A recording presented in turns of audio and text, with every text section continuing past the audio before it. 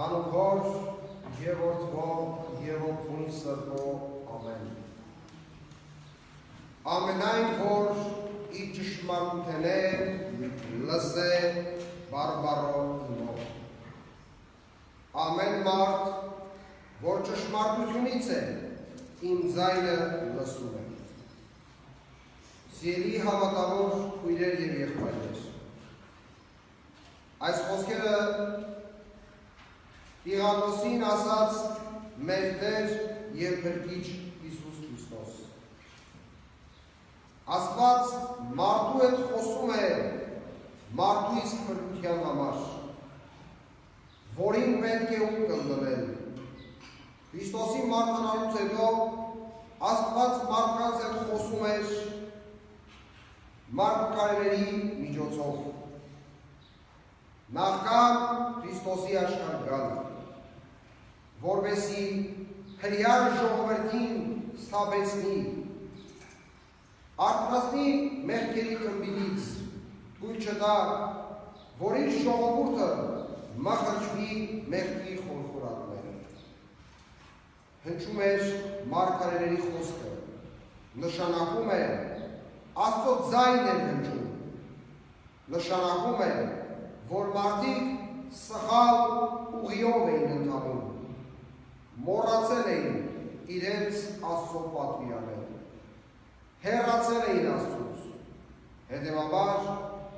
եկեղեցիների զանգերի պես հնչում էր մարգարեների ձայնը, հրավիրելու ապաշխարության և առաքինության։ Մարգարեները խորհրդանշում էին մարդկանց խիղճը, որ արգելք էին հանդիսանում մեղքերի բազմացմանն ու խորացմանը։ Մարգարեները մարդկանց ցույց էին տալիս այն անդունդը, դեպի որը շտապում էին նրանք իրենց կյանքի սխալ ընթացքով։ Մարգարեները չէին զրանում մարդկանց տեսանելի դարձնել այն անդունդը, որի մեջ գլորվում էին հրեաները, իրենց առնազանդության և անբարտավան կյանքով։ Երուսաղեմի կործանման մասին խոսել են տարբեր մարգարեներ, սակայն դա ազնակ չի հանդիսացել հրեա ժողովրդի աչալրջության և ապաշխարության համար, որը տեսնում ենք նիվեացիների դեպքում։ Հովնան մարգարեի քարոզությամբ նիվեացիները ապաշխարեցին և փրկվեցին ոչնչացումից։ Հովնանը չէր ցանկանում քարոզել նիվեացիներին և կատարել իրոց պատգամը։ Աստված հրահանգեց նրան գնալ և նիվեացիներին ասել, որ նրանց չարության համբավը հասել է իրեն։ 3 օրից պետք է Նինվեն կործանվի։ Եվ քաղաքի բնակիչները պահ պահեցին, փոքրից մինչև մեծ կուրծական և հետ կանգնեցին իրենց չար ճանապարհներից։ Եվ Աստված տեսնելով այդ ողորմած նրանց։ Հովնանի գիրքը Աստվածաշնչի մարգարեների շարքում մի պատմություն է այն մասին, որ փրկությունը բոլոր ազգերի համար է և ոչ թե միայն հրեաների։ Մարգարեների ներկայությունը մարդկանց մեջ միայն բարի նպատակ է հետապնդում։ Թվում է նրանք Հայր Աստծո բարգության խորհրդանիշն է, սակայն իրականում իր զավակների կյանքի համար անհանգստացող խոր հոգատարությունն են մատնանշում, որ փորձում է իր որդիներին կործանումից հետ բերել։ Երբ Դավիթ թագավորը կենացում է իր զինվորներից մեկի, Ուրիայի կնոջ հետ, այդ կինը Բերսաբեն հղիանում է, և Դավիթը Ուրիային ուղարկում է մարտի թեժ տեղերը, որպեսզի նա սպանվի։ Եվ այդպես էլ լինում է։ Եվ Դավթի մոտ Աստված ուղարկում է Նաթան մարգարեին, որ մի առակ է պատմում արքային։ Դավիթ թագավորը հասկանում է իր կատարած հանցանք Աստծո առաջ։ Նրան մեծ պատիժ էր սպասվում, համապատասխան իր մեղքի։ Մարգարեի հանդիմանությունը առիթ է դառնում, որ Դավիթը զղջա եւ ապաշխարի։ Նաթանը հայտնում է, որ Տերը ներում է նրան, բայց իբրև պատիժ նրա որդին պիտի մեռնի ծնվելուց հետո։ Սակայն նրանից հետո ծնված մյուս որդին, Սողոմոնը, ողջ է մնում, եւ որը դառնում է Դավթի հետնորդ թագավոր։ Սա ևս Տիրոջ ողորմածության մասին է վկայում։ Կամ հիվանդացած Եզեկիա թագավորին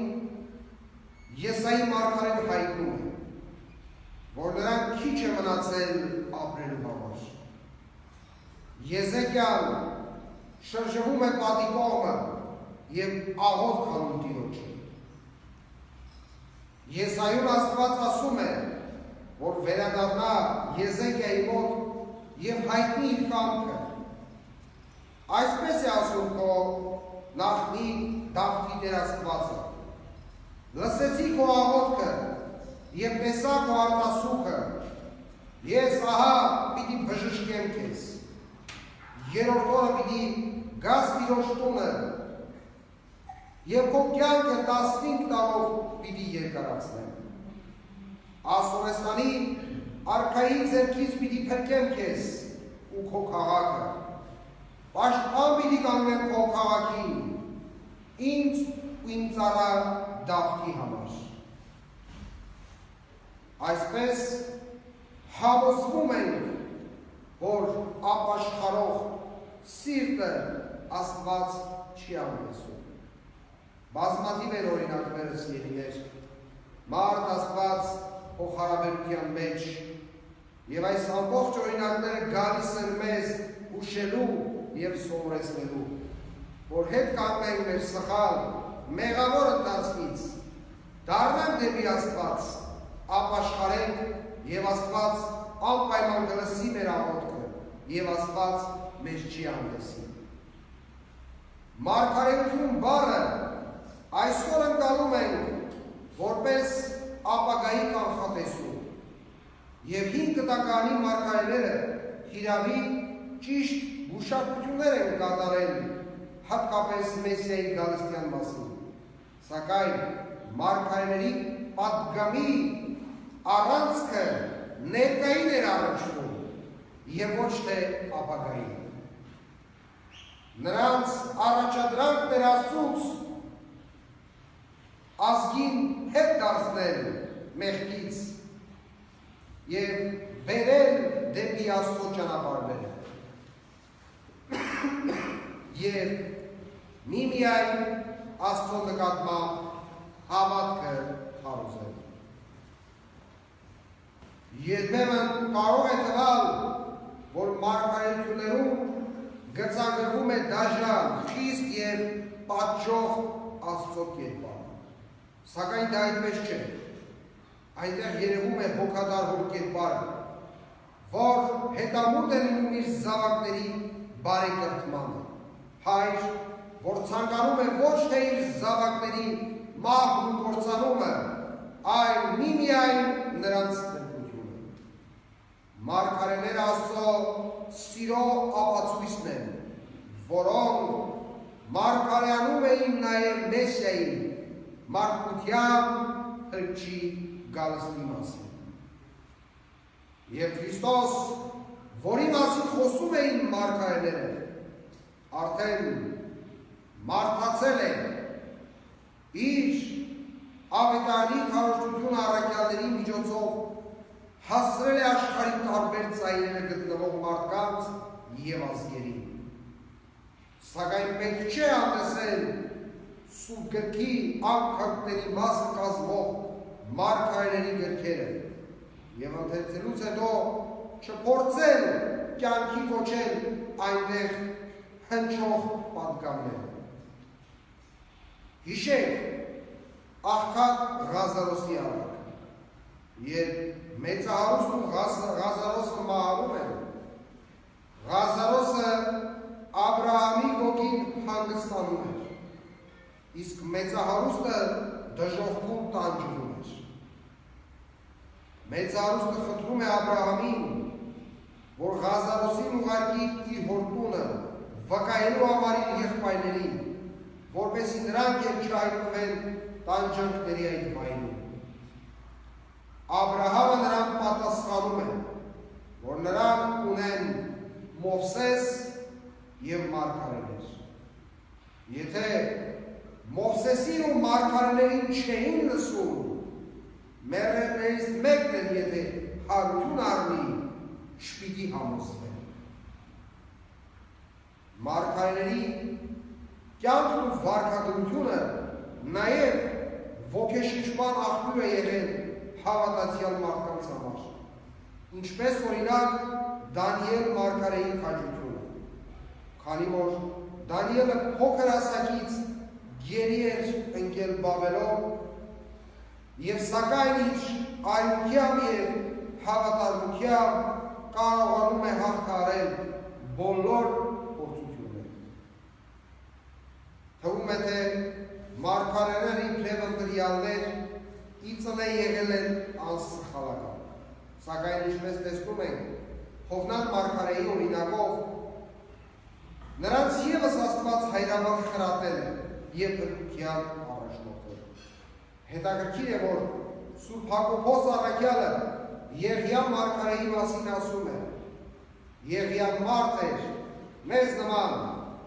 կրքերի ենթակա։ Նա աղոթեց, որ երկրի վրա 3 տարի ու 6 ամիս անձրև չտեղած, ապա դարձյալ աղոթեց և երկինք անձրև տվեց ու երկիրը բուսեցրեց իր պատուհանը։ Եղիան այն մարգարեն է, որ մահ չճաշակեց, արժանացավ երկինք փոխադրվել հրեղեն կարգով և հին ուխտի ընտրյալներից Մովսեսի հետ միասին Հիսուս Քրիստոսի պայծառագերության ականատեսը եղավ Թաբոր լեռան։ Սիրելիներ, այս ամենը իմանալով, որպես հայ առաքելական Սուրբ եկեղեցու հետևորդներ, եկեք լսենք ճշմարտության ձայնը,